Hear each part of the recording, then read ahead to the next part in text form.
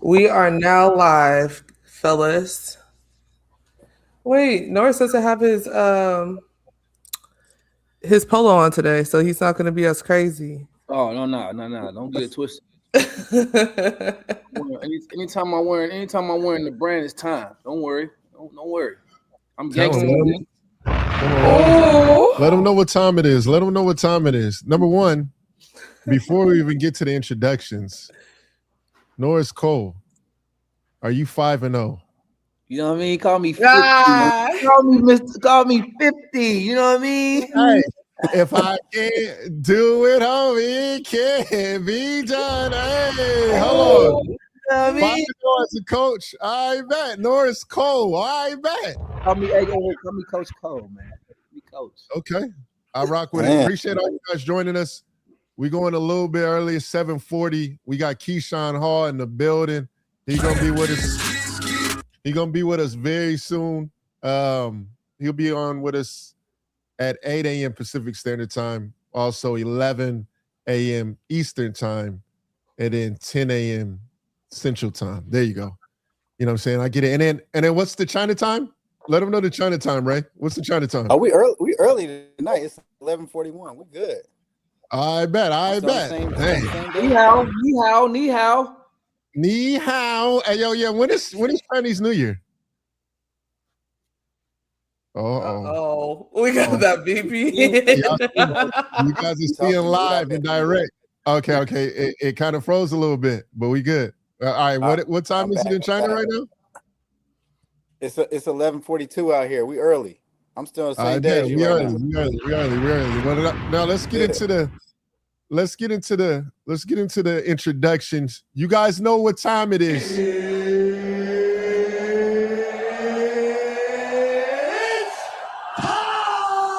It's time for you guys to. It's time for y'all to get up on the West Coast. It's 7:40 a.m. before 8 a.m. I hope you got your Starbucks ready because we got a show today. If you're on the East Coast, you guys are probably already going to lunch, which is kind of crazy when you really. We got brunch right here. I got a nice barbecue. I said barbecue. Peanut butter and jelly egg sandwich for brunch. Ew. Hold on, time out. No. That didn't eat like how you thought it was going to, Norris. Put the plate down. A peanut butter and jelly egg sandwich? Oh my! Is the egg fried or is it scrambled? What's the egg look like? Fried. Yeah, fried. That's why y'all not built like me though. That's why y'all ain't got the six-pack abs. You know what I'm saying? That's why the twitch ain't there. Y'all don't know how to make it right. You know what I mean? But you talk about ketchup on tacos, though? You talk about ketchup on tacos? That's disgusting. Peanut butter and jelly and egg, though. Yeah. You ever had toast with egg? You just add a little peanut butter and jelly, that's all. I can't get with that. I'm good, bro. Peanut butter, jelly, and egg. Let's That's the West Coast is crazy. No, I can't get with that one. If you would have had the jelly, I would have been cool. Jelly and egg, peanut butter jelly egg is crazy, bro. I'm not even gonna lie to you. But now, now let's go ahead, Ash. What are you about to say? I'm reading the TikTok. Yes, Darian Ray played in the league, and then Jay Carter said ketchup on tacos are fire. Yeah, Steve, we know what's going on the West Coast. Oh, wow. That's crazy. Ketchup on the taco that's different. But you didn't say anything about the peanut butter jelly egg sandwich? No, I did. I don't know if my VPN is tripping again, but no, that's wild too. You said it. Okay. All right, okay. Now let's get into the introductions. We got Mr. 5-0, 50 Cent, two-time NBA champion, representing the PR to the fullest. That boy Norris Cole, two-time champion. What's the deal? Champion. And all the way, we call him Mr. Ray Mac. Fresh in China. Getting to the keys. We call it a Big Mac. We got Mr. Ray McCallum in the building. All the way from China, man. What's the deal? Man, we here, bro. We're back. I'm back. Sorry I'm missing days, but this 16-hour time difference, it ain't it. But I'm here today though, and I'm gonna bring the energy. Hey, you get into that cheese. I heard I missed out yesterday, man. I heard I missed out on a good one, so I'm back from my dog Norris. I'm back, man. Yeah, it was it was good. Sometimes I need you to translate for me, Ray. Sometimes my translations don't be right. I need you to translate. I got you. I'm gonna come in and clarify it. I got you. Come clarify, please. Give the PR answer. I got you for sure. $1 million moves. Jordan, you got that look. You got that look, man. Hey, no, we got one more. Ashten. We got Ashten in the building. Shout out to Ashten. She got the Christmas tree in the back. She giving out gifts like Santa. We call her Ashtana. Let's get to it. In the building. And then we got the assist too. Jordan Richard. That's it. You know what I'm saying? But let's get into it. How about those Knicks?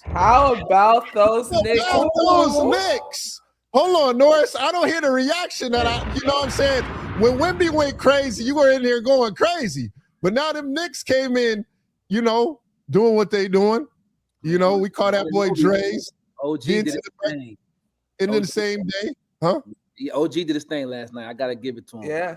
He did his thing. 20 at half. He set the tone right from the jump. 20 at halftime. I was like, ooh, OG on something different tonight. OG on that OG. I can't. OG was on that OG last night. Darian said, wait, that's cool. I'm tripping. I didn't even know that. Cool, my bad. He was like, how about them Knicks? That's what he said. That's what Darian said. You said it, though. You said don't sleep on them. I got to admit, hey, you said it. Because I was over here snoozing on them. Like, man, I don't see it. But Knicks came out ready to rock. The role players did their thing. You know, obviously, like I said, OG was on that OG. He was doing his thing last night. Wemby, he didn't have a Wembyamba type performance, and it showed, and that's why the Knicks was able to pull away. But shout out to that guard, that backup guard, the lefty, number 13. Yeah, he's nice. Bro, he was doing his thing because they was pressuring Brunson, and they hold on. You talking about Tyler Kolek? You talking about Tyler? Kolek. I'm talking about Kolek. Bro, Mike Brown did a great job of putting an extra ball handler out there so that they couldn't just wear down Brunson. Because they turned Brunson over a couple times, and he was like, wait, I need to have 2 ball handlers in the game. And that was one of the best adjustments Mike Brown made last night. Yeah, he did. And you know what? I want to shout out to Dylan Harper, by the way. He's been hurt a lot during this time, has been very exceptional. Coming off a bench role, honestly, when you're a top 2 pick, usually in a starting position, he's coming to a winning team. The man actually has been cooking up. And you could tell he's not as scared of them bright lights. Maybe because, father is Ron Harper. But Dylan Harper, bro, I've been impressed with the way you've been playing. Also want to show a lot of love to De'Aaron Fox. Had the hamstring injury, was dealing with that for multiple months. He was looking exceptional for the NBA Cup. But, the NBA Cup champions, the New York Knicks, we got to talk about Jalen Brunson, bro. Talk about how you feel about Brunson from the beginning? Like, just the story, what he's been able to do from Dallas all the way up until now. He goes to Dre's, then scores 40 in the same day. Now he goes into this situation, gets NBA Cup MVP. Man. And a humble guy. He gave all the credit to his teammates. Facts. Well, last night he had to because they the one that won it for him. But he is a killer, though. I gotta give it to him. Here we go. Jalen Brunson is a killer. He's a fourth quarter performer. I mean, he plays at his own pace. I like that he plays different than the rest of the NBA high-profile guards. That's what I like about him. He don't play like super fast, super flash. He try to dunk, try to shoot all threes. He play at his own pace, and he's not the biggest guard, but he's still a big guard for how he plays. That's what I like. I respect anything that don't look alike. Like anything that's like a little bit different from the norm in the league, that kind of gets my attention. And he's definitely not like the prototypical guard that you see in the NBA. And so when he plays how he plays, it definitely sticks out a little bit more. Yeah. And we were talking about skill. Like, he's definitely one of the top skill players, definitely top skill point guards in the league. He's been a winner his whole life. That's obviously something that's carried over. Ni hao. Yeah. Like we don't like this. Hey, y'all seeing? I'm tripping. Right, there you go. He's good. He's good. He's back. He's back, chat. Yeah, my bad. It's tripping tonight, man. My bad. But I would just basically. Can you hear me or no? Yeah, you're good. You're good. Yeah, we hear you. We hear you. Yeah, I was just saying. Basically, he's just been someone who's always been a winner. I mean, for me, what I love about him is how he plays off 2 feet. You know, I think that's what separates him from a lot of guys in the league. You know, he does everything on 2 feet. His balance. You know, he's a strong, big body guard. You know, he can score in the paint. You know, he can play out the mid range. He scores in a variety of ways, and he also gets his teammates involved too. You know, those assists that he makes just aren't because like the defense is closing out to him. He like really can make plays, and so his game is unique. And he's like one of the true still point guards, I feel like, but also got a combo scoring guard mentality as well. So I definitely like watching him play, and if they can stay healthy, they can be scary for sure. Yeah. One thing I really love. Go ahead. What you were going to say? I was going to say I don't know how much of a contender. You know, if he gets off the ball more, I think they could truly be a contender. Him playing that slow ISO ball from start to finish like he did last year is easier to wear him down. But I think that backup guard, how you say his name again? Kolak. Yeah. I think Kolak is him and McBride. He's hurt, but he's going to come back. I think those two are going to be the key to the Knicks having a long run, so that Brunson don't have to do his, his isolation, chuck, bump, that he do. Like that wears you out when you do that for a full game, for a full season. I think if those two guys can keep the pressure off of him and keep Brunson fresh, they might have a chance. Yeah. Why don't we mention Karl Anthony Towns, by the way? I don't understand this. I don't understand. Here we go again. Look, as soon as Jordan hits the smiles, rage bait time. Went to In and Out after he went to the game. You know what I'm saying? They got In and Out over there in Vegas. So, another double for him. Has some key defensive moments. Didn't play the best offensively, but bro, I rock with Towns, man. Had the nice dime that let's not get us started. Talk about with the dimes too. Stop it. He didn't see that. He threw that mug to the moon. That was a dime, but it was a lucky one. He threw that mug with his eyes closed. Like, come on, bro. Come on, bro. That was a dime. No, we gotta count that one. It was a dime. That was a dime. I mean, did you see those nasty post-ups he was trying? Offensive fouling though, like you talking about this cat got bag work, like that block work looked sus, like it was straight. He wanted the more skill ones, bro. If you talk to all the people out there, bro, Karl Anthony Towns, his skill set, man, is nice. And then shout out to what he's doing too. I played in the DR, giving all $500,000, to his charity out in the Dominican Republic. That's fire. Much love to Karl Anthony Towns for that. Got to show love for that. But what are some things that you saw from the Spurs, in that game? Well, I saw some good things, and then I saw some, things that they can get better at. They showed their youth last night. They showed their youth in some of the plays down the stretch. It's like they haven't been there enough. But the more that they're there in tough, high leverage games, they'll get better at it. But I saw that when Wemby doesn't play like spectacular, they're very beatable. But when Wemby plays at his higher level, there's not many teams that can play with them or beat them. And that's what I saw last night. I saw Dylan Harper. He shot the ball extremely well last night. I think he made 5 threes last night. Very efficient. Castle didn't have the best shooting night, but he had a great assist night. He had a double-double with, I think, no turnovers. If I'm not mistaken. He didn't have any turnovers last night. So that's a good thing. But during those clutch situations, those close moments, they was giving up offensive rebounds. Mitchell Robinson terrorized them on the offensive boards last night, even with Wemby in the game. Now, Wemby only played limited minutes, so maybe if Wemby played his normal minutes, that doesn't happen. But, in the limited minutes that he played, I watched Mitchell Robinson get 3 offensive rebounds, in consecutive possessions. And so those are things that they have to clean up if they want to be serious contenders. Yeah, going to the TikTok, Outer Space, Mitch was agreeing with you, Norris. Mitchell Robinson had more effect on the game than Cat. In my opinion, 10 offensive rebounds is huge. Yeah. Big dog rebounds, too. Like I said, with Wemby in the game, I was like, I don't think nobody can get rebounds when Wemby in the game. But last night, Mitchell Robinson was like, give me that put back dunks, put back tip ins. I'm like, sheesh.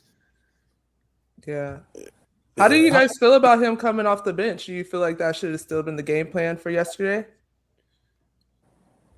You got to go with what you do. I mean, if that's what they've been doing, be who you are. If he keeps playing like this, it might be a reason to put him in the lineup, because obviously Karl Anthony Towns can shoot the three, so it's not like you can't play two bigs. Only thing is, though, you need Anunoby and you need Bridges on the court at the same time, too. And neither one of those guys are good ball handlers. So I think keeping Mitch off the bench, as long as he can be effective, you might want to do that, because you don't want to have Mitch, Cat, Bridges, OG, and Brunson out there for a long period of time, because then you can just pressure Brunson the whole game, pressuring, and now you're wearing him out. Yeah. Yeah. Before Keyshawn was just in here. He'll be in here in the next like 5 minutes for you guys. But I want to talk about the mid-range with Jalen Brunson, right?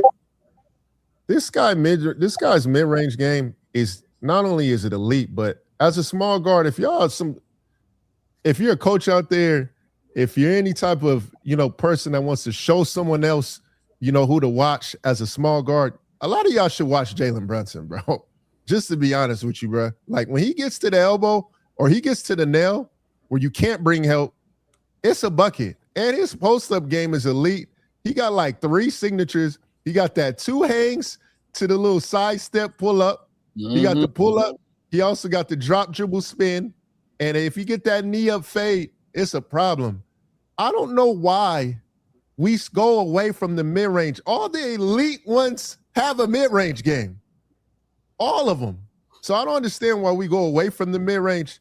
Jalen Brunson's been showcasing it all NBA Cup, all since he's been in the league. Man, the boy got a lot of game, and I don't know why we don't see enough small guards playing in the mid-range, to be honest with you. It's because the teams, bro, the way the league is set up now, all the analytics, they want you to shoot threes and layups. But the shot that's always there is a mid-range. You know what I mean? That's a go-to shot that you got to have in the shot clock, any ISO situation. You got to be able to have a combo to get to your spot and rise up. That's the only thing I hate about it. Mid-range has been, it's one of my favorite shots, especially as a smaller guard. You want to get to a shot where you can get to a spot, you can rise up. Like you're saying, he got the one-leg fade. He can play out the post. He's got all his different moves and all his different shots off his 2 feet. Like, it's really hard to guard. You say he's getting to the elbow, he's getting to the nail in situations where you can't draw help. You got to be an elite player a lot of times in this NBA, though, to get shots, because a lot of these coaches and these systems, they don't want you to take that shot. How many times you see guys in transition got a 2-on-1 layup, but they – and that you got you growing up, you work on half court, 2-3 dribble pull up at the free throw line. But those days, the basketball is not really there in the NBA. So when you see the elite guys score like this, or Jalen Brunson get 30 points and he only made 2 or 3 threes, everything's free throws and mid range, it stands out because you just don't see this a lot. So I would say like Brunson, SGA are the 2 top guards with the mid range, and look how they score. But that's just the way the style is. It's yep. Yeah, I agree with Ray. I think like Russell Westbrook back in the day, like he just run at you full speed and just rise right up over you at the mirror. There's nothing you can do. But like Thanks. That shot is kind of unheard of now. But it's there, and it's an easy 2 points if you got it in your game. Yeah, I think it's just how it's valued. Like Ray said, it's not valued by NBA teams or organizations anymore. In the earlier NBA, I'm talking about just maybe 5-10 years ago, it was high valued. Like John Wall had to pull up mid-range. Kemba had to rock you to sleep mid-range. Even the veteran Andre Miller back in the day, he had the mid-post. He played a little bit like Brunson, lightweight. Andre Miller did. He didn't shoot as many jumpers, but he would like get to that mid-range and head fake you, post you up, hit floaters on you like in the mid-range. Rondo, even you try to go under on Rondo, and in big games, he gonna 1-2 dribble, get to the mid-range. Like all the top guards, it was real respected. Derrick Rose was the mid-range killer. You know what I mean? So it was respected different than it is now. It's not valued anymore. So a lot of guys don't work on it on their game as much because the league doesn't value it. But it's coming back around though. Just give it some time. As long as we keep talking about it, as long as the evidence keeps showing, it's gonna come back around. And the mid range ain't dead. We're not gonna let it die. It's on life support. It's on life support. It's on life. But on TikTok, Outer Space mentioned there's probably less than 30 guys in the league with green light to make mid range or to take mid range and not get benched. And then Kaname T also said Knicks players won $500K each last night. You think I care what you peasants have to say? F out of here. He's going crazy in the chat. The Knicks fans, they are loving it. Hey, man, I'm happy for you, Knicks. Y'all finally won something. Like, good job. Hey, chill out. No one said nothing crazy about the Knicks. We rocking with them. I know. We want some smoke. Okay, good job. Y'all won a preseason cup. Y'all won something finally since 1970, whatever. Great job, Nick. Congratulations. Woohoo. Out of here, man. Keyshawn, you in the building, bro? You in the building? We got the boy. What's up, man? He in the crib. What you talking about the building? He in the crib. Hold on. Right. NIL package is getting crazy out there from the land. Oh, he got 20-foot ceilings, y'all. He got 20. Chill. He said not too much. Hey, what you say on Coming to America? The man got his own money. When I say he got his own money. What's up? How y'all feeling, man? Man, we're feeling real great, man. How's everything with you, man? How's everything been going? Everything's good right now. Everything's great. You know, blessed. Been in the position I am right now, doing my thing, winning some games, so everything good right now. Yep, and let me we got to give you the proper introduction. Hold on. This man, he doesn't need no introduction, but we're still gonna give him an introduction. Oh, Jordan, you gotta add him. Huh? Sorry, let me add him to the stage. There we go. Oh, my bad. Hold on. We're going to do it one more time. Hold on. This is our first time. First off, you are our first live guest. Truly. Shout out to you pulling up. Appreciate that, man. Special place in our heart, man, for real. This man don't need no introduction, but we're going to give him a proper introduction. We got the man, Keyshawn Hall, in the building. We got the keys. Let's go over the numbers, too, by the way. He's averaging, we're going to round it up, 20.9 points. We're going to just say that's 21. 21 Savage. He's also averaging 8.8 rebounds, shooting 47 from the field. You know, Auburn's been cooking up, too. In your first year, too, mind you, at that, man. Yeah. How's everything been going so far in this year so far for you and, you know, your first year at Auburn? And what's been the difference of Auburn compared to the other schools that you went to, too, as well? Auburn's been great, man. And thank you guys for having me on first off. Appreciate it being the first guest. But Auburn's been great, man. It's been allowing me to be myself, play my game, put me in the right positions, my teammates, we all clicking at a high level at times. And then it's different at Auburn than UCF or George Mason where I've been because, like I said, the offense here, I don't have to try as hard. They run certain plays for me to get open. I can get like 3 free easy layups just off the plays here. Most like at UCF and things like that, I had the ISO. Kind of harder playing on a team like that where I'm, you know what I'm saying? A lot of teams are just scouting me, doubling me, tripling me. So, and I have really good teammates here like Kevin Overton, Tahai Pettiford, and them guys. Yep. And, you know, for the people out there too, I want you to, you know, explain to people your game. A lot of times you got all the blogs, you got all the NBA draft, you know, mocks and everything else describing your game, saying who you're compared to, who's your player comparison. But what is key? You know, what would you say your game is, you know, as a player, if you could describe yourself for someone that hasn't seen? As a player, I feel like I'm versatile. I know a lot of people say it like a cliche thing to say, but I'm really like versatile. I can do a little bit every way. I can score. I can be a playmaker. I rebound at a high level. And I'm like relentless. Like I'm going to go at you. If you my matchup, I'm going at you every minute of the game, trying to draw fouls, trying to do it every way how I can. I don't care how it is. I'm just trying to win. Yeah. And then, anybody too, for those in the chat, Norris, Ray too, if y'all have a question or anything, we're going to just go ahead and say them in here. We'll be saying them directly to Key. So whatever you guys got, you guys make sure y'all put it in the chat. We're going to be answering questions live on here too as well. We want y'all to be, you know, as active as possible so we can have full dialogue amongst us. But Ray and Norris, y'all got anything I want to say? Norris a legend in Cleveland, man. Oh my God! Oh Lord, look, guy, you just started, bro. Norris a legend in Cleveland. Appreciate that. I was gonna ask you about that. Being that you got, we both got some Cleveland roots, man. What was it like, from a competitive standpoint? What did you learn about, coming up in Cleveland, and let the people know about how, how we get down a little bit, how we hoop in Ohio and how we hoop in Cleveland, the competitive nature of it.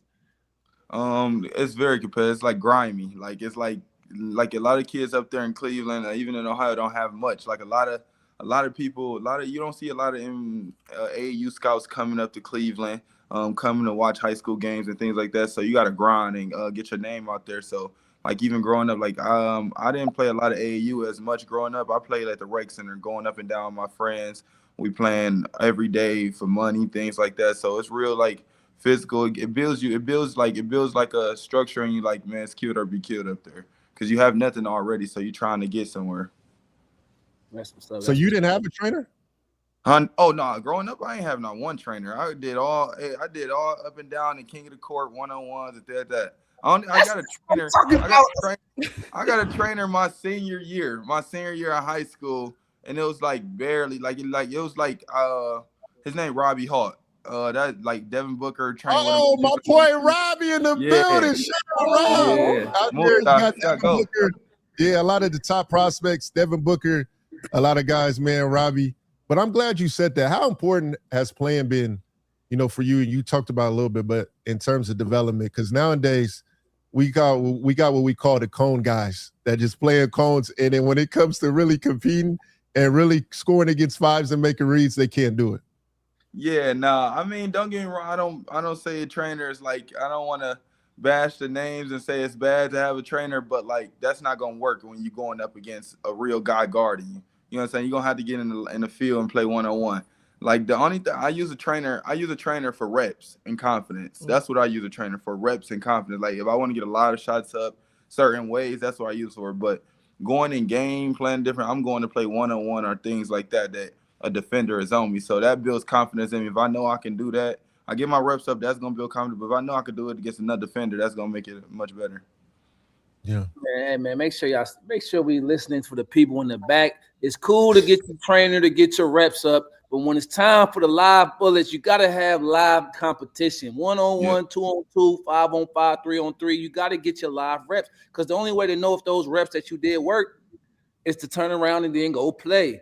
Yeah, because when them lights get bright, my dad said people get to running when them lights get bright. So like that's real. When the lights get bright. Facts. You already know they hear that Undertaker music. They pass the corner, throw a grenade at you. You know what I'm saying? You're like, hold on, bro. You're supposed to take that. Yeah. That's fine. See, Jay, in the Midwest, we got real hoopers though, Jay. That's that West Coast stuff. Y'all do all the trainers and whatnot. Here we go. It is what it is. I dare you. Hey, Jordan, come on. We got them back out here in LA, bro. We got a target because we got the cameras. So everybody got a problem because we get the cameras, we get the love. Hey, that's true. Hey, that's how I used to think as a kid. I used to watch all them guys on YouTube and things like that. They had all them cameras. I was like, I can't wait to play some of them. That is true, though, man. That's true. Y'all got them cameras and you got the media up there. Thanks. Go ahead, Ray. What did you about to say? Go. Nah, I mean, can I jump to the portal? Yeah. Oh, wait. Let's talk. Wait, can we talk about your upbringing before we get into like a little bit about your background?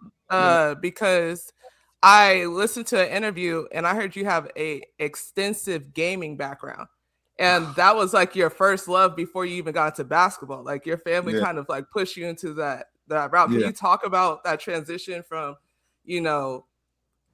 what you really loved at one point into something that you love now? So growing up as a kid, I didn't really like basketball as much. Like I heard about it, I seen a lot of people doing it, my friends doing it, like in gym and things like that. But I was really like a gamer. I like to play video games, Call of Duty, 2K13, 2K12, things like that. I loved gaming. Then now, like in the last 8 to 7 years, Fortnite, I play that a bunch every day. So that's that was my thing before gaming and before basketball. And then my brother one day seen me in the house just playing the game all day while they was outside hooping. He said, man, my big brother, he said, come on, man, get off the game. You got to come outside and play basketball. So I went out there, played some basketball, played some football, and I started falling more and more in love with it every day. He showed me like videos from Ella Iverson, Carmelo Anthony and things like that. And then we just started like playing one-on-ones in the backyard and things like that. So it just made me fall in love with basketball. Yeah, and then was it your sophomore year, or I believe it was your sophomore year where you stopped playing for X amount of time? Yeah. Right? Yeah. Yeah, can you talk about that? Yeah, I stopped playing basketball around my sophomore year a little bit. That's crazy. You know why? Because Fortnite came out at that time. Fortnite came out my sophomore year. Hey, was gaming like that, You bro? was a real gamer. Huh? But you was a real gamer, like one of the best in the world type. I was grinding to be one of the best in the world. Yeah, I don't know how much I was, but I was grinding to be one of the best in the world for sure. That was my mind was set on that. Man, yeah. Hey, Norris, I don't know if you caught it. He said NBA 2K 2013. You still had a flat top there, my dog. Hey, you know what I mean? Hold on. I heard him. I had to play. I tried to keep it cool. I tried to act like, I tried to play it cool, but now since you busted it out, you play with us on the game and get some no, come on, man. You know I play with Miami. Now. You know I play with Miami. That was a cheat code. I played with them. Absolutely. That's fine. Sure. But yeah, it makes sense now. Why you play. Your brother got you watching some real killers, Allen Iverson and Carmelo. Now I see why you out there like that. Yeah. Now that was the guys. I like the Carmelo physical attributes because I knew I was gonna be like his size, like not as skinny, but skinny enough, and then mid post and things. I love this ISO game, and then Allen Iverson. I love this crossover. You watch my game, I do the crossover every time. Like I got it watching him. It makes sense. It makes sense now. So, yeah, I like to hit swag a lot, so I watched the Allen Iverson, and then more when I got older, like in my sophomore year and freshman year. Say I was a kid when I was a kid watching that, like 7th grade. But when I got more older, James Harden became my favorite player. Like all the isolation, I like things like that, and like how much of a killer he is, draw fouls, things like that. Now he's been more of a point guard, getting guys involved. So yeah, that's real. So how did you get back into basketball after having that break? How I got back into basketball. So after I came back from taking that break, I ended up being like 280. I gained a lot of weight. I gained a lot of weight and just sitting at the house gaming, playing Fortnite. So I got back into basketball. I transferred schools into Rhodes. And then my dad said, hey, you should go over here and play with your cousin. They got a good team going on. And once I seen how much hype it brung, like the basketball, like there at Rhodes, and how much the coach was pushing us and taking us to, we went to like, I don't know if you know about the college, like all the high school teams go to the nearest college, and y'all all play there like in the summer and things like that. So when I seen that I had access to a college, we went to Kent State, and I was like, dang, and we went to Cleveland State and played too. I said, dang, we versing all the top teams, and I got access to a college team, some college coaches on the line, sideline. I was like, okay, I'm starting to like it again. That's what made me tune back into it. Yeah. I showed I had a little access, and I was able to get, like, you know what I'm saying? I could have a little access to get out of there. Yeah. I know Ray's about to go into the portal, but I want to ask you about high school since we are on the topic. Can you see? Hold on, let me add you to here too. Let me add you to the screen. Hey, yo. Look at that. Talk about this guy right here, bro. High school kid. Like, what was the swag like? And talk about your game. You was a 3-star during this time too, as well. Like, explain to me. Hold on, we show a little bit of it too. Man, just aggressive, man.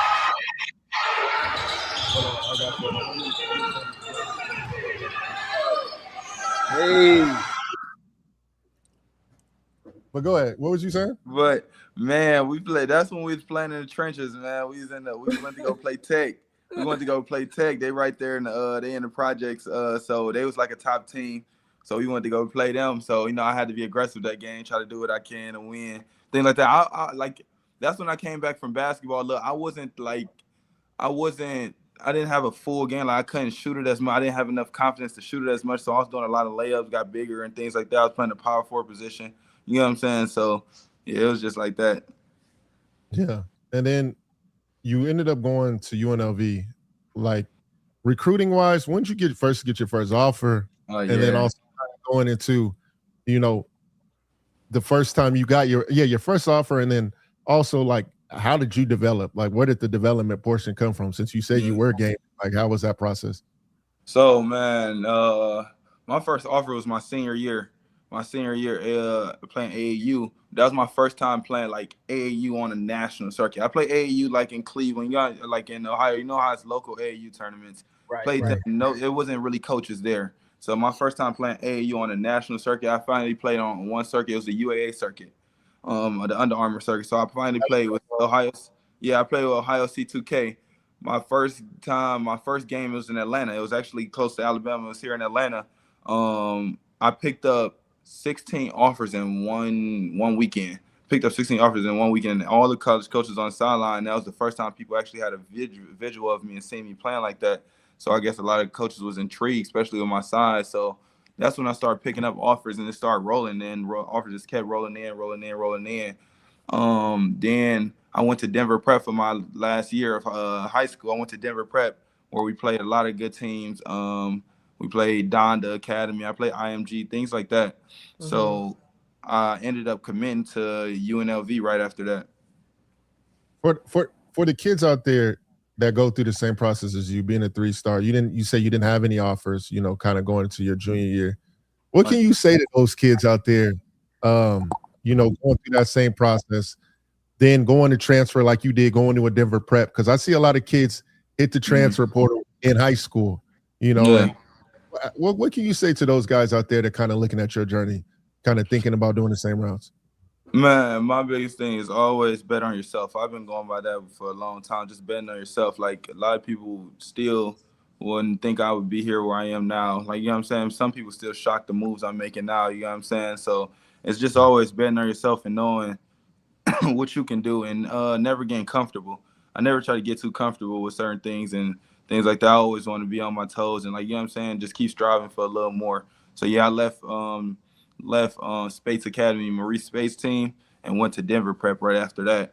So, and then right after that, I just ended up committing to UNLV, and I was still heavy at the time.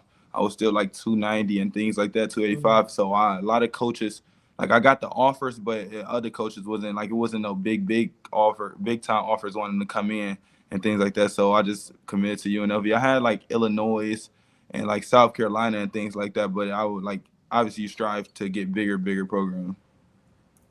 Yeah, I know Ray's about to get into the portal. You're going to have a lot of questions for you before the last question, before we get to you taking the portal. Then we're going to go to back to Auburn. But speak to the weight situation. I'll never forget at UNLV, that's when I first heard about the story about you. You ended up losing altogether total. You lost like 70 or 80 pounds, correct? Or Yeah. You lost 70 or 80 pounds.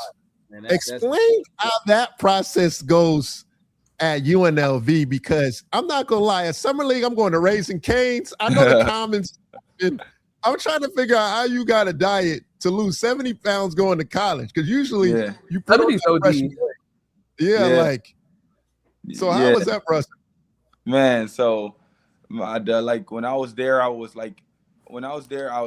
so I finally got to college and I finally had some freedom, finally had a couple little dollars in my pocket.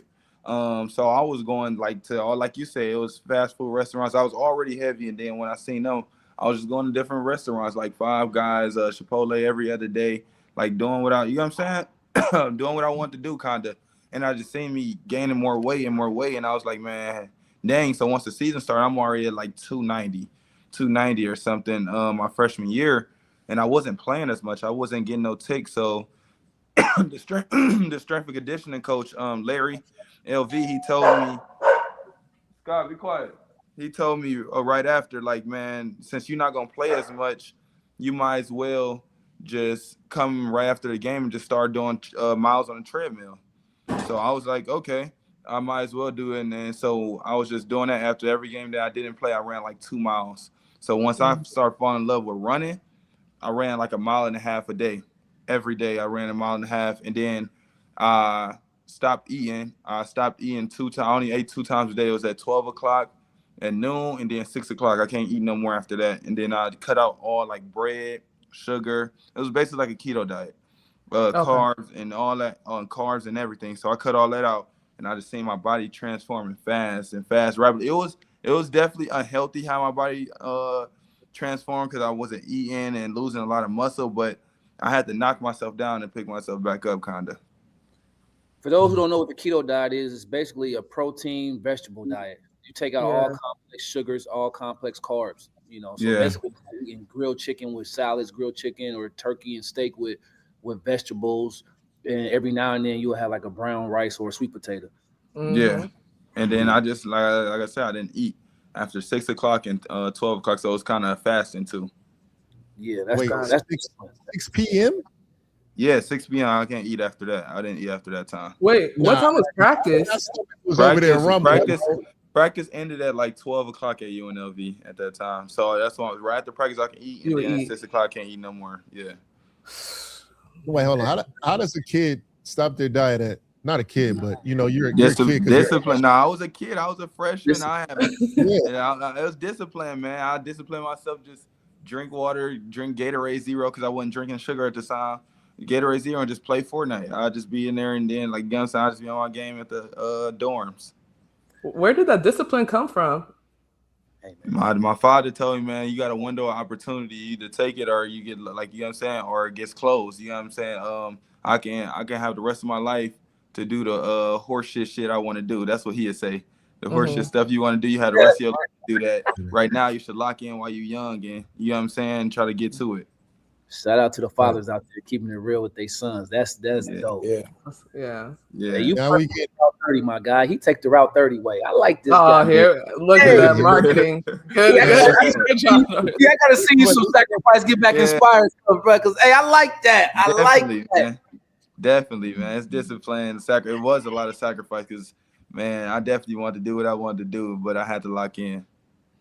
Yep. And we're gonna play this for you as Ray gets into the question. We're gonna play this for you. You're very expensive. I'm not gonna lie to you. You're very expensive. I know that for a fact. Go ahead and talk, Ray. Yeah.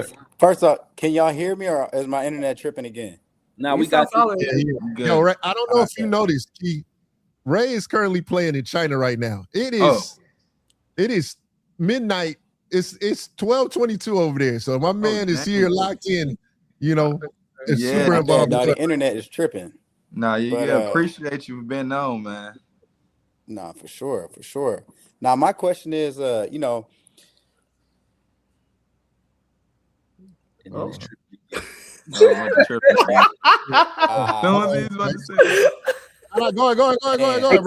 Ray, type it in the chat too, though, so we can see it. So if it cut off, I can ask you. Yeah. Type it in. I'll ask it quick. My thing is basically each year you've been able to level up, right, throughout the portal and whatnot.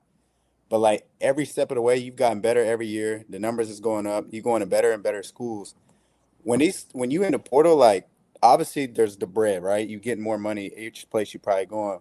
But how do you put that aside and figure out like, all right, I'm going here for the hoop, better basketball situation, like what role fits the best, or is the money also a major factor in you picking the school that you're going to? So that's a great question. So how I try to go about it, for me, it's not about the money. I look at college right now as like a sacrifice. I look at it as like a sacrifice because I want to sacrifice, put myself in the best position basketball-wise to make the bigger money down the road in life. You know what I'm saying? So obviously coming in, when I put my name in the portal after leading the Big 12 and scoring, I've seen schools that was close to 4 million, 3.5 million, things like that. But I sacrificed to come to Auburn to play for a Final Four team. You know what I'm saying? Coming here to play for a Final Four team, was thinking I was going to play for Coach BP, Bruce Pearl, a legendary coach, and playing the SEC. So I wanted to improve on defense. Like 5 years in the past, they've been top 10, top 5 in defense every year. So that's a big thing for me that I want to improve on. I knew how much opportunity I was going to have with Janai leaving and most of the guys leaving on the team last year that was leading scores in the SEC and things like that. So I processed everything instead of just looking towards the money.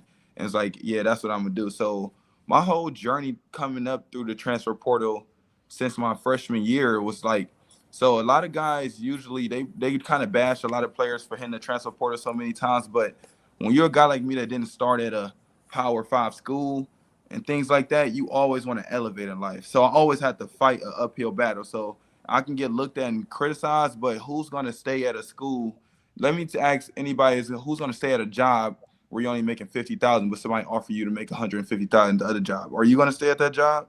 You know what I'm saying? Like things like that. Yeah. And it's a better situation for me basketball wise. It's never just about the money, but it's a better situation for me basketball wise. You always want to play against the top talent. Like it will always get criticized if I just killed in a mid-major level at like the A10. I was the second leading scorer in the A10. I still didn't get as much love as I wanted to. So I went to the Big 12 to kill at the highest level. Now I'm in the SEC. So that's how I just try to think about it. Well, I'm going to be honest with you. Sometimes it is about the money as an adult. Yeah. But if you get a $100,000 pay raise, even if you don't like the situation sometimes, hey, because you still got to take care of your family. Exactly. Got to take care because it's a small window. It's a small window. Yeah. But so it'd be a lot of people that's criticizing. Most of them people are just probably mad sitting on the couch, just mad at you. Like, you know what I'm saying? They're not even probably doing nothing. They just mad they're not making as much as you are, doing what you doing with your life. They wish they was in your shoes. So that's what I see a lot of guys criticizing about that transferring so many times. But hey, like I said, I'm not just like it's my biggest thing is to improve myself and elevate every year I go somewhere. Yeah. I had a quick question about the logistics. When you hit the transfer portal, how fast did colleges reach out to you? Like, how quick was that? Oh, yeah. When I came from UCF, when I just put my name in UCF, the portal for UCF, Auburn was actually the first school in the first, 3 minutes. They called me. And the crazy thing about it, they were about to play Michigan in the Elite Eight. They were playing Michigan in 30 minutes or an hour before the game, and Coach Mike Burgomaster and BP called me, and they was telling me how they want me, things like that. And they was like, they're preparing for the biggest game of their life, but they're going to make time for me because they wanted me as a player and show me how special I am. So, right, that showed me a lot for me. Like, man, dang, that's the school I probably want to be at if they can make time for me when playing against a team in an hour. You know what I'm saying? They can lose and not go to the Final Four. So they hit me up. It was a bunch of schools. I say about 20 schools in probably the first hour that contacted me in that window span. Go ahead, Ray. That's a great recruiting pitch to do that. Hey, man, listen, our school history in an hour, but bro, listen, I'm gonna just call you real quick because we care that much about you. Listen, it made me feel special. It definitely made me feel special. Like, dang, man, that's real. That's real. I got a question for you, man, because I've been on both sides of the fence. I have criticized some guys for transferring a lot, but I also understand like the business side of it. Like you said, who wouldn't take a $150,000 upgrade for a job or $1 million upgrade for a job? So I've been on the fence or even coming from a low major just to play against the top talent if you're getting scrutinized by NBA scouts saying you're not playing competition. That's what I was going to ask you. That was what I was going to ask you because I went me and Ray. I was fortunate enough to still get drafted first round mid-major. I'm pretty sure if I had the same numbers at a high major, I probably would have got drafted higher, but I still made it. I was going to say, what's the difference now not staying at mid-majors versus back then? Because back then we could stay at our mid-major and break records and get drafted still. Dame Lillard did it. I did it. Obviously Ray did it. CJ McCullough did it. What is it about now where guys feel like they can't stay at a mid-major or it's going to really hinder their future? Let me know the difference now. I don't want to say guys can't stay. It's just like it makes it much easier. How about that? It makes it much easier because it's a narrative on the game and it's a lot of politics about it. Like if you playing against certain competition, they try to, you know what I'm saying, lowball your name and things like that. Like I said, I was an A10 second lead in scoring and number one in rebounding. I got no love from NBA executives, like, you know what I'm saying, talking to NBA guys and things like that. It really wasn't nothing. The main thing they said, we want to see him play against competition. You know what I'm saying? So I don't know how it was back in the day, like things like that, but it's just, and I mean, I can give it a point to where my team didn't make March Madness. I didn't make the tournament, but hey, other than that, you know what I'm saying? That's probably what it is. I really don't know what's the difference is from now and then, but yeah. Do you think that if you would have stayed at the A10 and just would have rewrote all the records in the Atlantic 10, do you still think that you would be highly touted like you are now? Or do you think it was totally necessary for you to go, of course, with the money as well, because obviously bigger schools can pay more money. But like from a basketball standpoint, do you feel like you could have still been killing in the A10 and like rewrote some of the record books and you still would have been a top prospect? I think I could have. I think I definitely could have. I think they would have definitely looked at me a little more. If I broke some records, took my team to the tournament and things like that, they probably would have stood out. I think so. So yeah, it's just like I think that's the case. But for me, I like to go with the guarantees. I don't like to go with I don't know and things like that. Like if they want to see me versus top talent, I'm going to give them that. You know what I'm saying? So I went to the Big 12 and killed and I did what I did in the Big 12. You know what I'm saying? So I like to go with guarantees other than making like not like rolling the dice and gambling on it. You know what I'm saying? Especially while like the financial part. If I'm gonna do this, I need to take care of my family too, while still killing. But I always kept basketball the first thing on my mind, other than the money aspect. When I transfer, that's why I try to develop each and every year on my numbers. You know what I'm saying? Get better. Well, you have, bro. I just want to let you know you've been doing your thing. You're really intelligent too, by the way you think, because not everybody who enters the transfer portal is thinking intelligent like how you think. I just want you to know you're doing a really good job, brother. And your mind is real sharp. Appreciate you, man. Thank you. Yes, sir. Yeah. And with that, like, it sounds like you got a lot of good guidance from your father. Your family has helped, help you in the position you are. You're smart, you're intelligent. And, you said with the portal, Bruce Pearl and those guys called you within 3 minutes. Your name was in there. You had 20 other teams calling. For the people out there, like, what is the portal like? You put your name in, and then is it just teams that just hitting you up? They texting you, they calling you? Yeah. Is that cool? Yeah. So, yeah, when you put your name in the portal, at first it's a process. You got to go through compliance, and then they put your name in the portal like a day after or like an hour after. I don't know. It depends on the school. So they put your name in the portal, and then right after that, they give you a text and an email and say your name is in the portal. So I got that email and I seen that, and then 3 minutes later, your number is available to every college coach in the country, and to call, text, or whatever. Or some people, if they see it, because some people leak your information that you in the portal before you can even do it, because they have certain people in the game, like certain people in the schemes, and they leaked I was in the portal before I even knew I was in the portal at this point. So certain people text me on Instagram before I'm really even in the portal. You know what I'm saying? So, but they have access to everything, numbers, messages, like however they want to do it. So, like I said, my top schools, I don't know if people knew, but my top schools was Auburn, Kansas.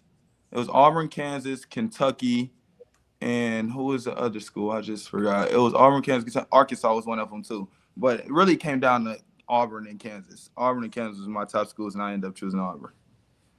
Yo, Ray, tell them about you take visits. Do you take a visit? Like, do cats be taking visits to schools? I mean, certain guys do take visits. Certain guys do take visits. Me, I wasn't taking. I'm an older guy.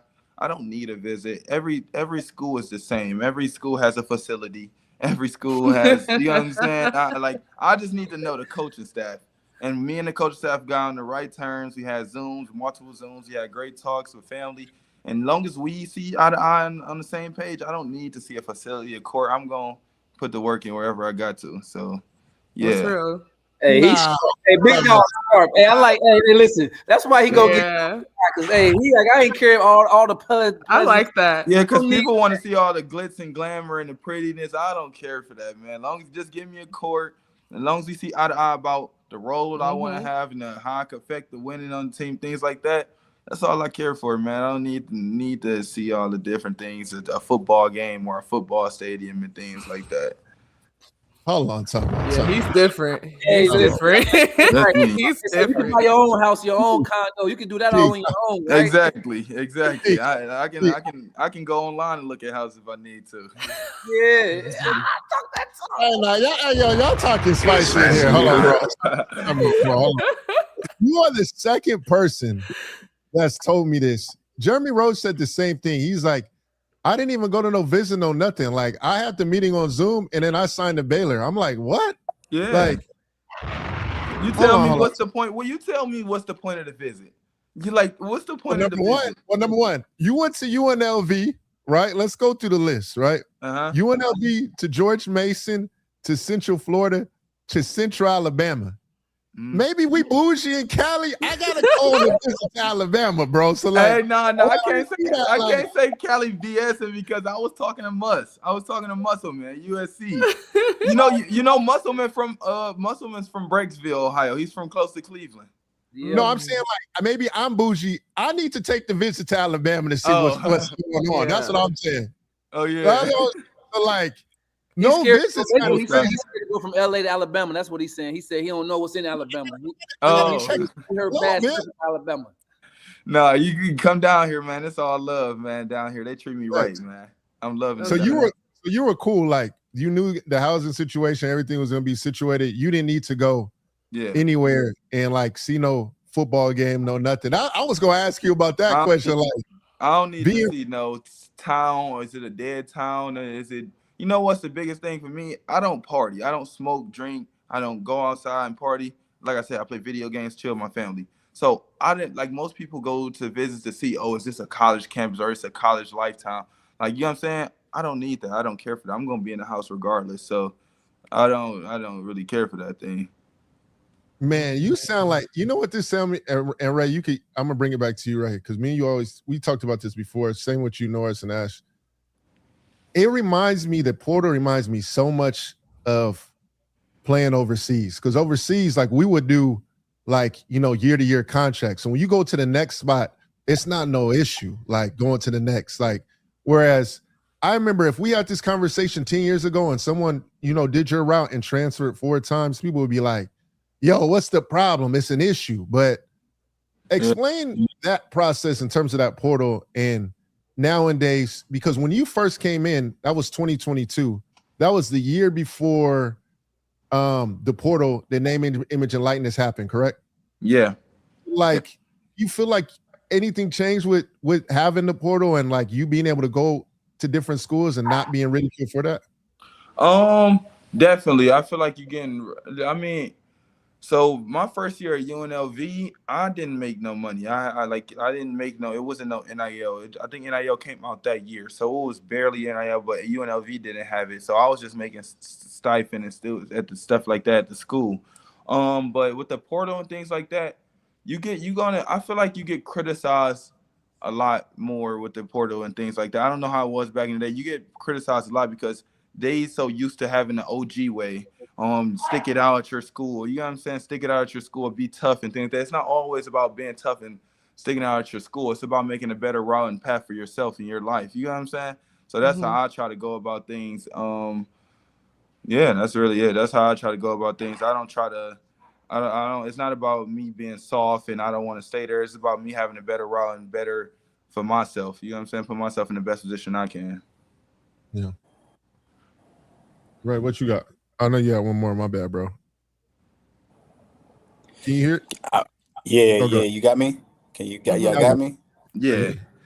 Yeah, I mean, I would say like the way college is going is what Jordan's talking about is like it's kind of like overseas professional sports. Like for me, there's always 3 things I'm looking for. Like you want to have location, your role, and how much the money is, right?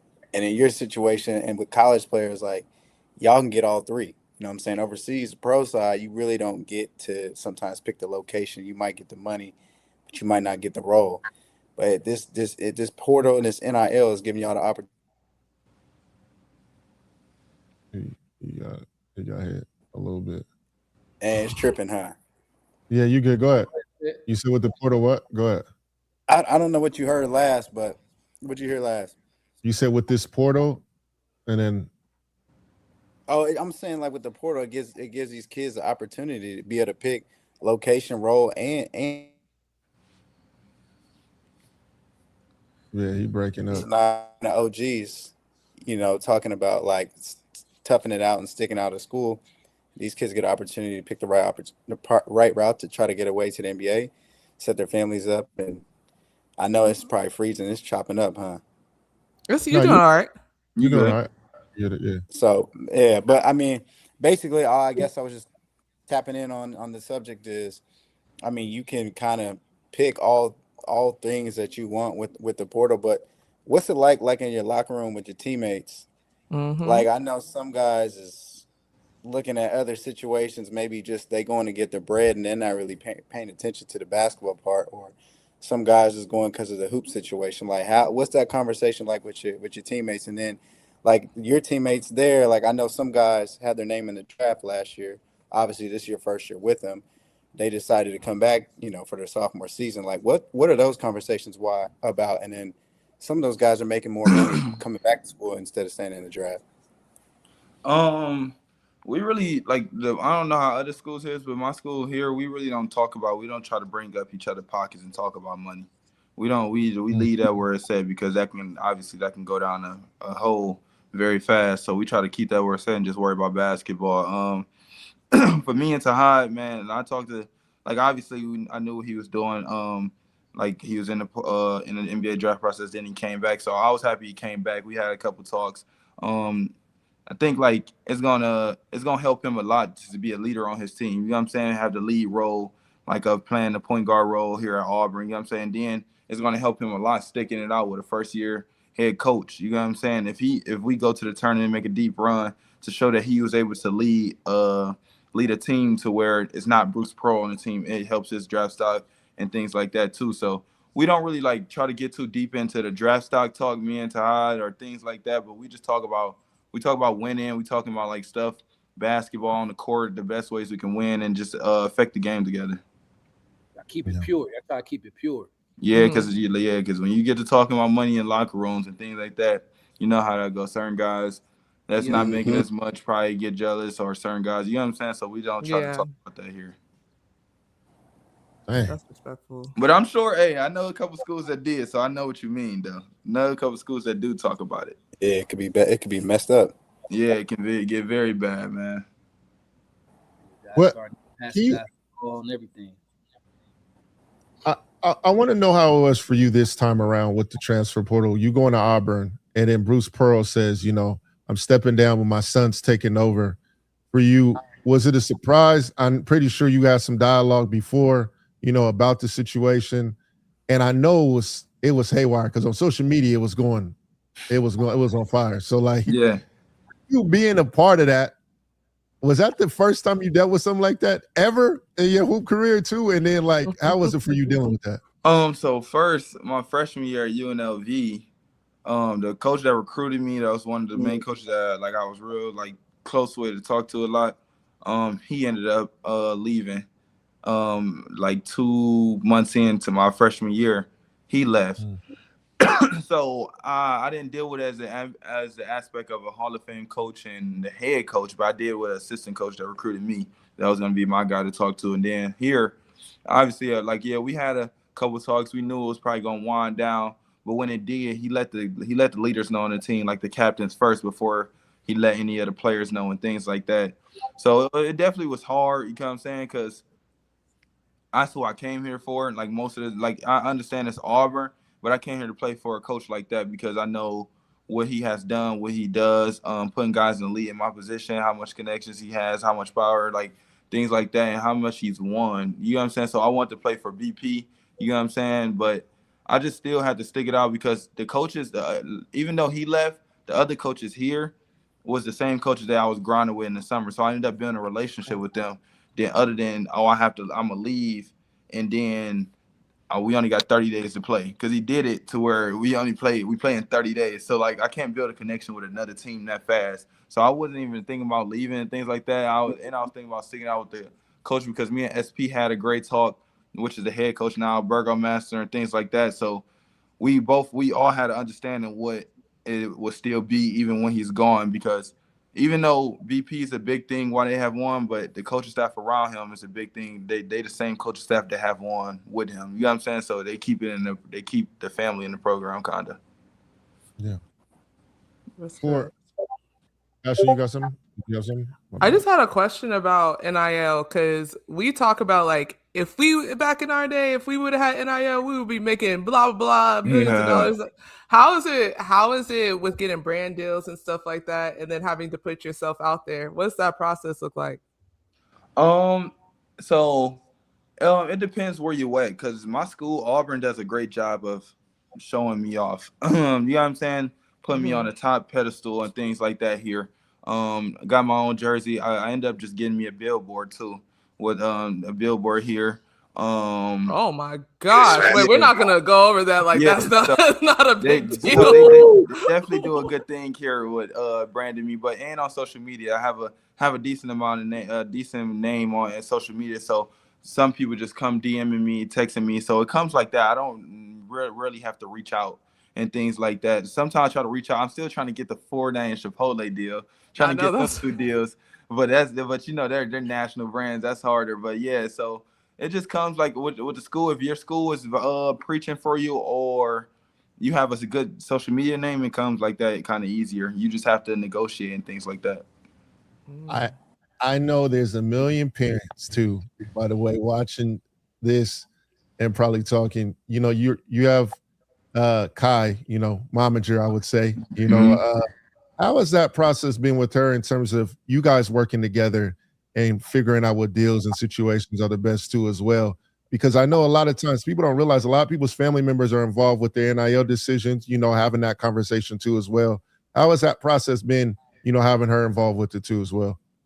Yeah, no, she gives me a lot of advice, giving me a lot of game, man, just helping me in all aspects of the game. Like, because, you know, it's a lot of, not saying it's certain people, but it's a lot of managers are people out here that try to take advantage of your agents and things like that. So I'm happy to keep it close in the family somebody that can help me have my best interest. So she gives me games. We talk about things like we might not agree on certain things. You know what I'm saying? You're always going to have a little bump head situation where y'all don't agree, but she showed me like we come together and still figure out what's the best route. You know what I'm saying? Because I'm still young. So obviously I'm still learning from her, my father, my mother, things like that. So I'm trying to but I still want to be in control of my destiny. You know what I'm saying? It's still my business and things like that. So we talk. I don't never try to go over her, and she don't never try to go over me.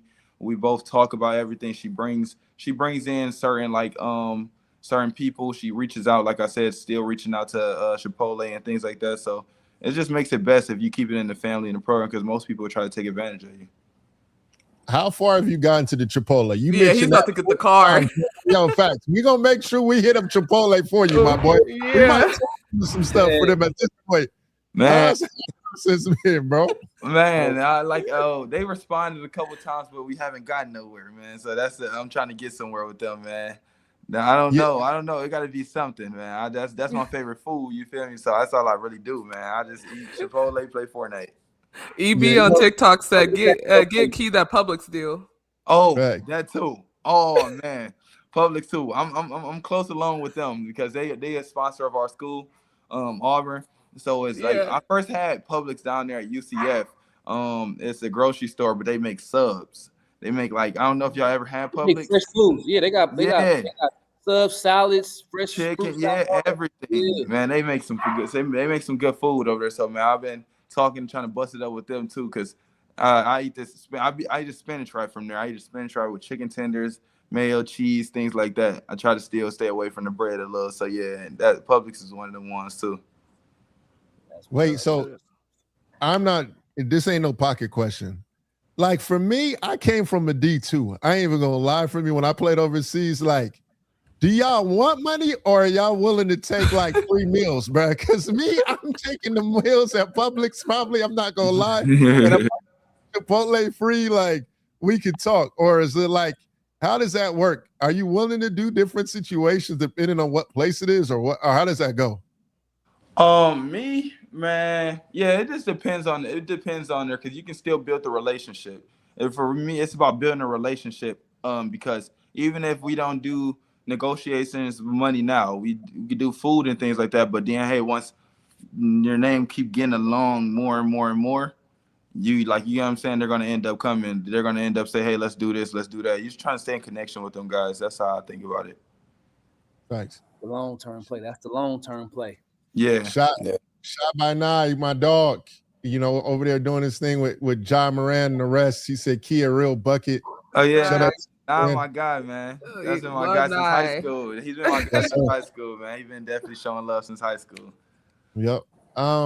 Going to your game, averaging 21, but I want to give credit to what you've done over these years in this, because a lot of people ridicule someone for going in the portal many times because the situation didn't work. The situation has worked at all your spot places. Let's just keep that. Let's just Let's just say it keep working, man. Let's just pray. Facts. And I just want to read it off. Like George Mason, 16.6 points per game, eight rebounds a game, 47 from the field. You know what I'm saying? UCF, 19 points a game, 7 rebounds again. Now we get to Auburn, 21 points, 9 rebounds. Turn me up. Turn me up. 41 from 3. Hey, bro. Yeah. What is the drive feedback at this point, bro? What else does my fans have to do? Man, like, man. Like I said, it's all like I said, man, for certain guys, it's always an uphill battle. It's a lot of politics in this game, man. I just try to stay focused on the basketball aspect, even like through the portal, draft process, whatever it is. Try to stay focused on the basketball aspect, because it's a lot of guys that they look at, the draft look at, and most of them guys ain't really good or do nothing. Let's just be honest, or do nothing. They try to quote it with potential, but in real life, most of these guys, they don't have no potential.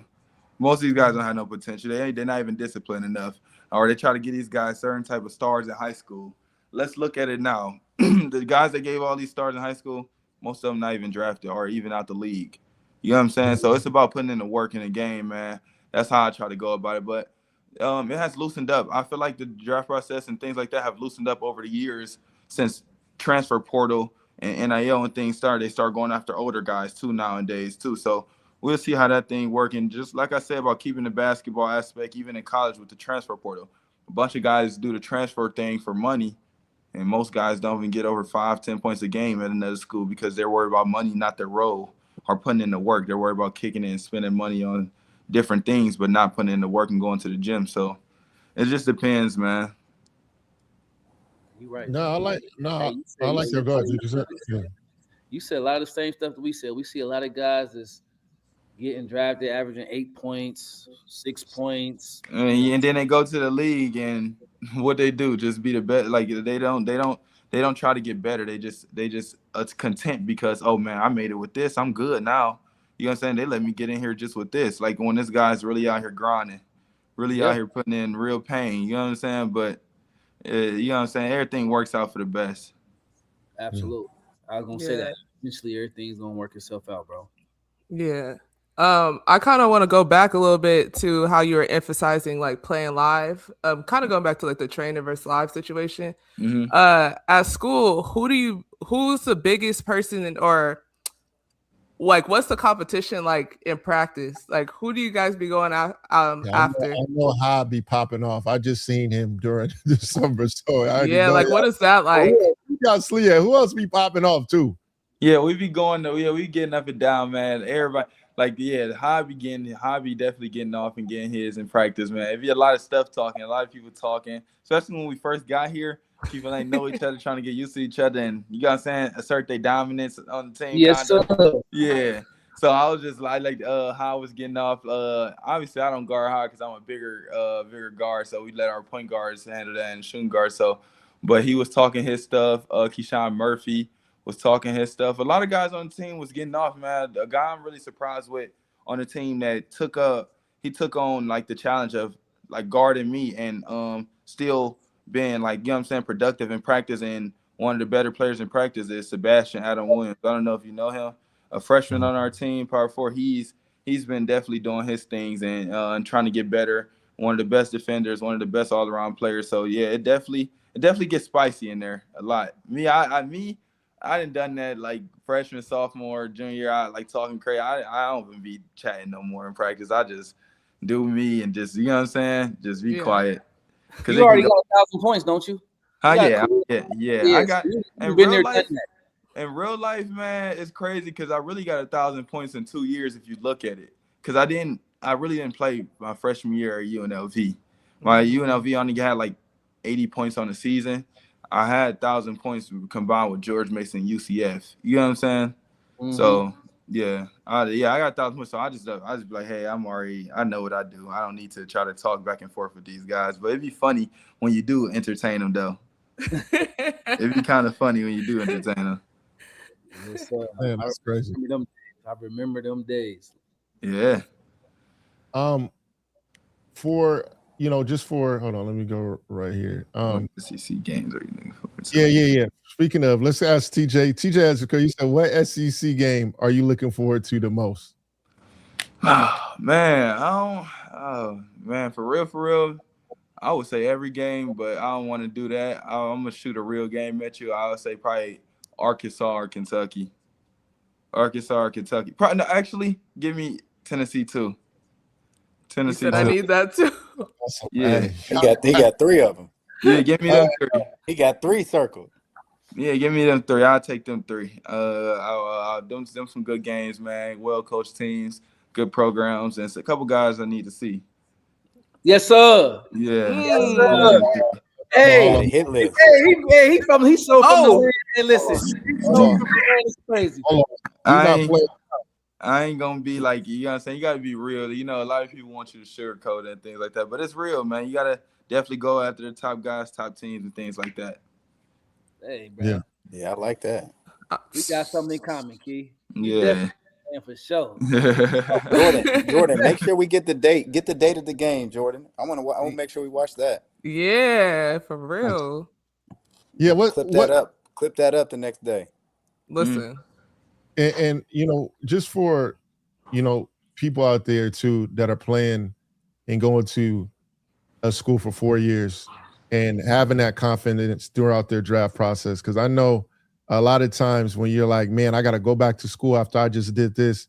What can you say to the kids out there that are dealing with the same thing, you know, cooking up at a school and then hearing like, yeah, you probably got to go back to school? Like I said, I've been having the same mindset since high school, man. It's always better on yourself. So since that happened, I just keep betting on myself, and I think it's been working out. I've been making good gambles, man. So just betting on myself, just staying locked in, not letting it discourage you. You know what I'm saying? Don't let them things discourage you and get in your head, because, man, it's like, I wouldn't say it's easy, but it's kind of easier to make the league. It's harder to stay in it. You know what I'm saying? So just trying to get, like, I know I'm going to get my way in there. Yeah. I know I'm going. It's about staying there, and that's going to come with grinding, staying in the gym, and betting on yourself. Yep. And go ahead, Ashten. You got something, and I got last one real quick. What is one thing that you need to check off your checklist before the season is over? Personal, team. What you mean? We could do both. We could do both personal and team.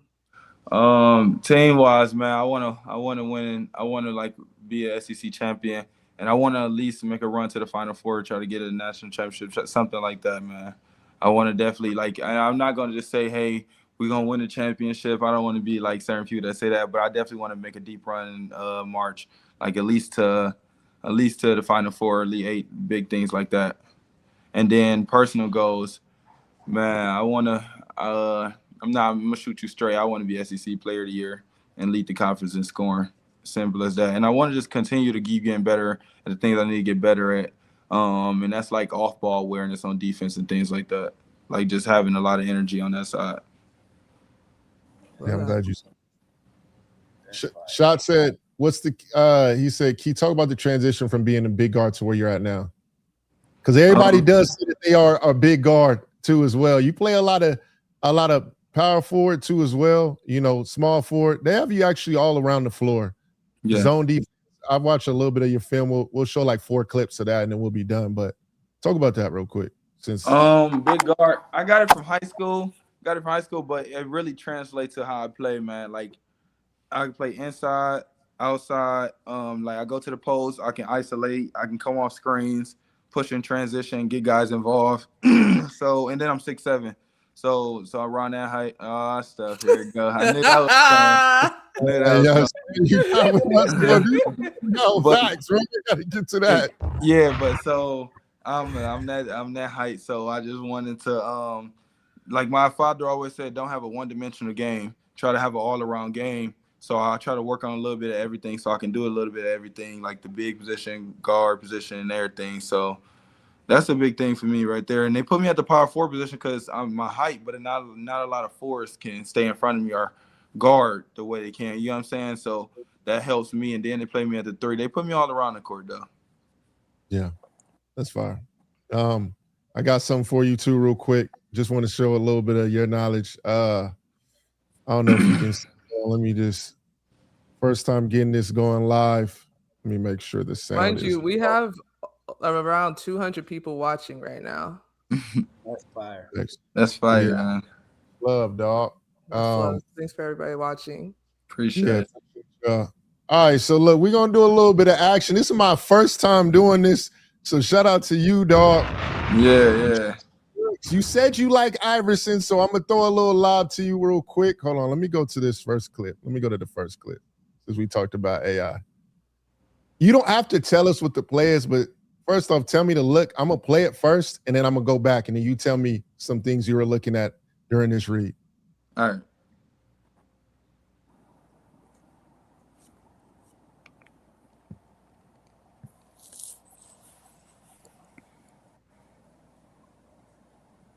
Oh yeah, I remember that. So I'm the 3 right here. I'm playing the 3 position right here.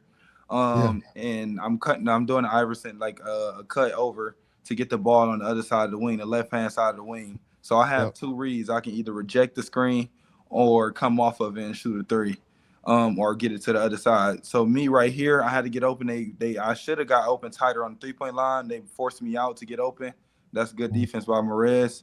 But then I just ripped baseline. I seen his foot lower down, so I knew I can reject it, get downhill, and I knew which ADMR is 7'4", so he a big guy. So I knew I wasn't just going through him and laying and things like that. So I knew I had to go up and under, and I just knew I had to finish for that one. The reason why I chose number 1 is because I like the Iverson because you said Iverson, so I was like, you know what, let's get into this. But what do you think that I like the most, and what set this plays up? What do you think sets this play up the most to you? What sets this play up for me? Yeah. Like, what do you think I'm looking at in terms of what I see, in terms of what really is the reason why you get this bucket? I don't know. You got to tell me that. I actually don't know. Right here. Who is this right here? Oh, the cut through. Yeah, the cut through to get you freed and to occupy the defense right here. Yeah. He's the low man for me, right? Yeah. So if you were to go off this Iverson cut, he's gonna be right there in what we call a tilt on the NBA. Yeah. But like making this cut right here and they do this a lot for you, like makes you open. But go ahead, you can speak to it. Yeah, Burgo's like a great offensive mind here. Like obviously you see in the last couple of years he's been top 5 in offense. So he always knows how to clear out the backside or move certain guys around to occupy them. So that is true because KO right there, number 1, he's a great shooter. So if you leave him, when I come off this and reject and I get downhill, I can hit him with the hammer pass in the corner. So that helped it out too for him to stay away. But I knew even though he was going to stay away, I knew 15 was going to come after I rejected because I knew I was going to beat Morez off the dribble. But I knew somebody else was going to rotate over, so I just had to make the right play. But I had to up and under because he was all ADMR was too late. And 2, when you have a shot blocker, because I know because he played at Basketball Without Borders, Spanish big too as well from UCLA, using the opposite side, as a way to block your defender because he's a shot blocker. I mean, he'll get there and block a shot, Yeah. Using the rim to protect yourself. How important is that? Oh, it's super important, man. Or you going to be getting glass and just be out there looking crazy. So you have to, so you can't just go. It's either me. I'm going to use the rim to protect the basket, to protect my layup, or I'm going to use my body. That's how I draw a good amount of fouls. I try to be physical and go into you, bump off, and things like that. So right there, I knew he was going to hit his hand on the rim if he tried to swipe over, and I was going to get the foul like I did. He hit me in the face. Yep. And then going on to the next, I'm over here still trying to figure this program out a little bit, but we still getting into it. Oh, yeah, this that double over T. It's tight in the game. Do we call this a flex right here? And here's you right here too, right? Yeah. Y'all call this a flex screen or no? Yeah. That's what BP and the guys over here at Auburn is known for, flex offense. Yeah, okay. All right, just making sure. And then what are we in again? Right here, man, it's late in the game. It's overtime. We're trying to go to what's the best efficient bucket right now, and that's in the paint. That's in the paint, like not shooting no threes. Like we're in the bonus. So we're not trying to jack up no shots. We're trying to get close as we can to the rim, foul, free throws, or get a bucket. So right here we ran a flex cut. I set a back screen for another great shooter. He's supposed to go all the way through, and then I catch it right there at the mid post or the wing and isolate and get downhill or post up. How's the hip to hip help you in terms of making your read too as well? And then two, what do we notice with this defender right here? What are some things that you notice with him with his feet? Right here, he got that that's his left foot. He got that left foot high, so really I can rip and he'll drop his foot, or he's playing too close too. He got that right foot down. Way too close. He's playing way too close right now to be that slow. You know what I'm saying? He's kind of slower defender. So, and that right foot is pushed down. I could have ripped left or I could have ripped right, either way, and broke his stance. Yep. And I'm glad that you said that we're looking for the best efficient bucket possible. Look what this situation is right here. It's me and you, like Cassie, like that, like they say, it's me and you. We on the island. We're gonna call this a love island right here. Yeah, and what makes it so better is that I have great teammates. Like, look, if you go back a little, he's not leaving to hide. You see how pressed he is, and in real life, he could be in the gap a little more if he was not a good shooter or not a good player. But he is right here too. Yeah, he don't want to leave to hide. Look how far he is above. It gives me so much space. You know what I'm saying? Like when you have great teammates to where they can't just leave them or they know that's a bucket too. Yeah. This is how I like about you in this situation. Just even when they get the ball, like a lot of the situation for you is getting you an ISO. And hold on. Coach was turned up right there too. Nah, that's my guy, man. That's my guy. He always fight for me for sure, man. Right. He for sure. Yeah, he don't be letting them guys get over because, you know, sometimes the ref actually just gave me 2 fouls in a row right there. So he didn't really want to call that foul again. So he be making sure they stand tall and they like don't just be trying to not give me the call just because I go into the offense and things like that. He fight for me a lot. Got to speak to this too right here. You and I having vision. And then I know you're right here in this possession right here as well. Making your seal early. Is it, you know, I don't want to go into to y'all sets because it's still early in the season. But one thing I do love that you're doing is what are you doing right here?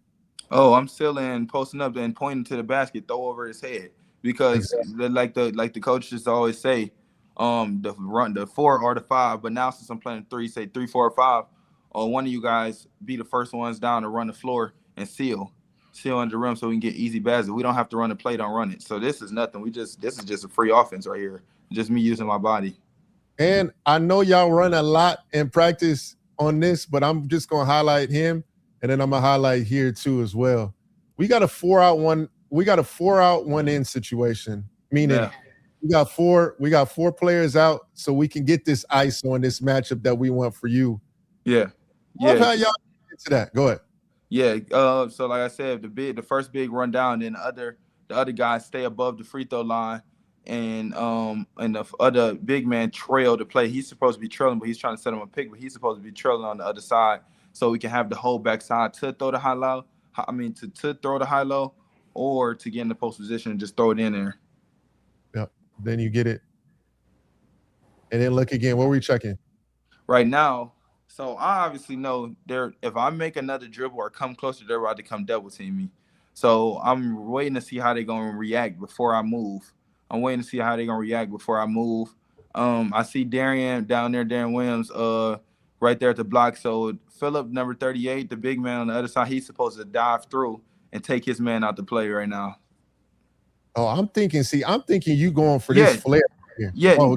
Oh, no, I'm not looking for the flare as of right now. I'm going to wait to crash out. His big is supposed to cut out so he get that whole open lane so that if he do cut, he open. But he won't. Yeah, I was 38 supposed to screen 22. I was thinking that. Nah, he's just supposed to cut down.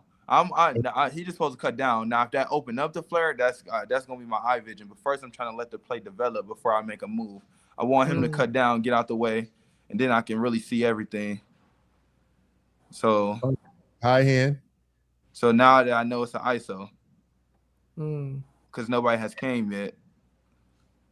And once again, top foot, you get burned. And I played this. I have 2 clips. Yeah, see that top foot. If you let that foot up, it breaks your whole stance. If you're too close to a defender like that, like I'm too close to the rim for you to have that top foot up. So it broke his stance, and then now somebody helped, but it doesn't matter if anybody helped. Now I'm too close to the rim. They don't have a shot blocker. Yep. And then play on 2 feet and use your pump fake, especially if someone's trying to block you in them situations. You do that really well. I want to give you credit on that. And getting on 2 with your balance too. Yeah, it's about drawing fouls too. When you play off 1 foot, I heard that a lot with all my coaches. You play off 1 foot, you don't really get the foul as much. You play off 2 feet, you get a foul. Hey, there you go. That boy, Bruce. Legend. VP. Last one, I'm gonna show for the rest, and then the next time we have you on, we'll get some breakdowns when it's time. We'll get some breakdowns. I just want to show all your guys' stuff. Hey, Key, you know something about Bruce Pearl? You know he coached in the Horizon League before he he coached at it was Milwaukee or Oakland. Which one was it? Milwaukee. Milwaukee, yeah, he coached at Milwaukee.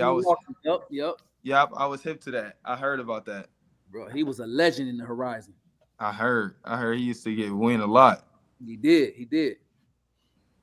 What were they in? Is this a high 3-2? What were they in this? Man, Mary Mac, they played. I heard they played the most aggressive. This really a 2-3. It's just he don't want me catching the ball, so he's playing that high.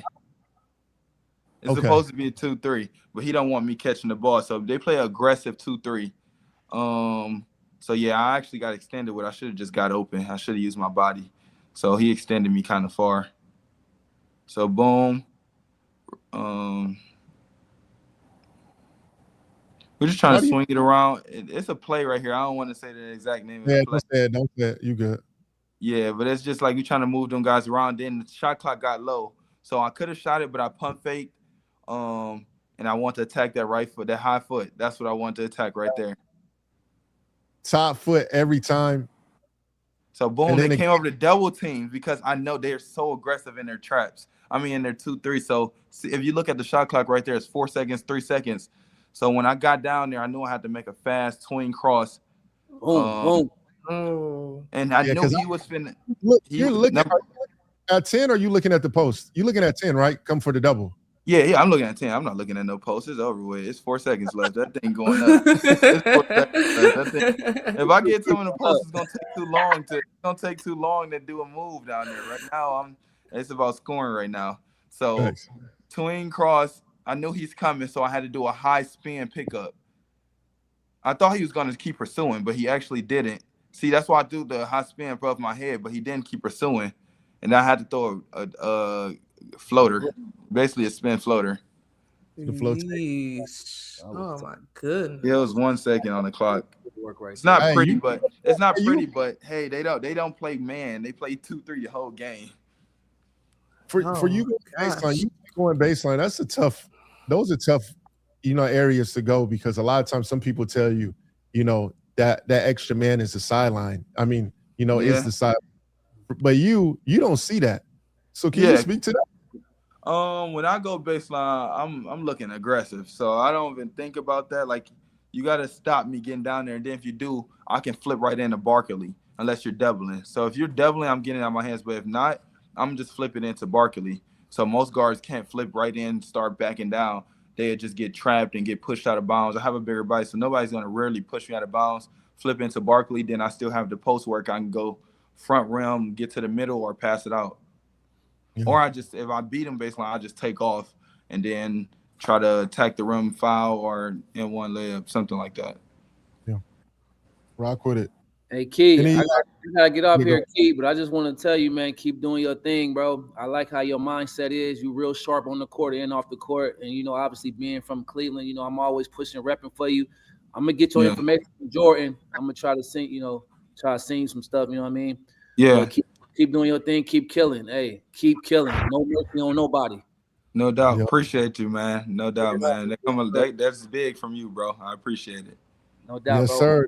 Look, that boy about to smile all the way to practice. Ooh, facts. I'm gonna go. I got the keys. Yes, sir. Appreciate it.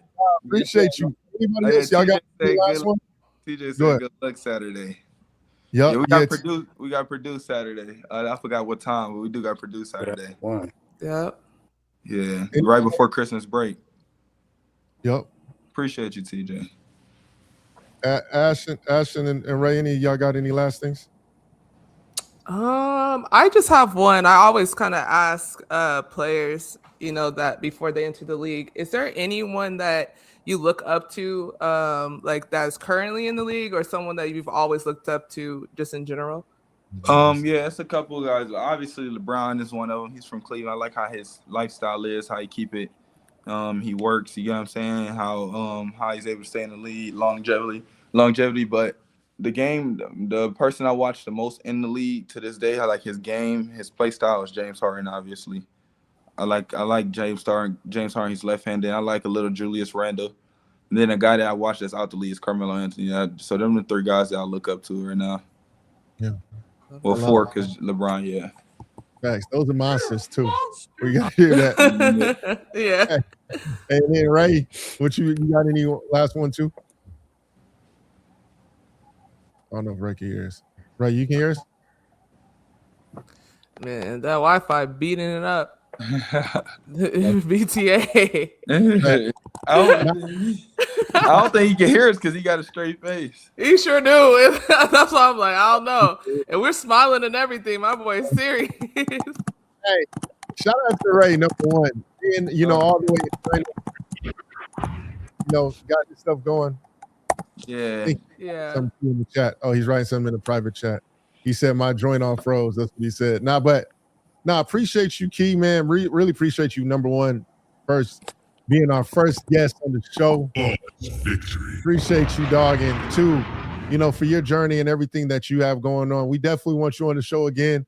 We could just talk regular, free flowing. Yeah. We don't have to be interviewing the whole time, and then also show some plays from some of your games to really highlight you and really push your name out there, man. That's what we're here for. If you ever need anything from us too, bro, you get one of them games where you like, hey, yo, Swish, I was going crazy, bro.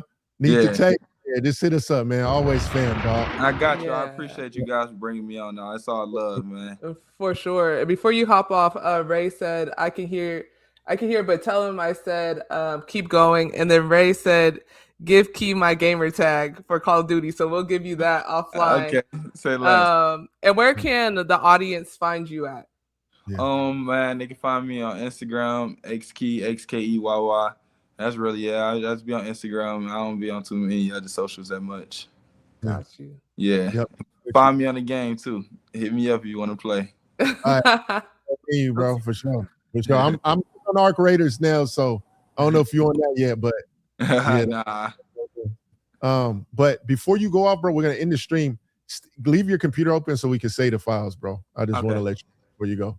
We appreciate you. Everybody that tuned in. Great one. First ever, guest on the show. Keyshawn Hall in the building. Picking up 20 points, 8.8 rebounds, 47 from the field. Make sure you guys tap in this Saturday, man. Appreciate you guys. Appreciate every one of you guys. Thank y'all.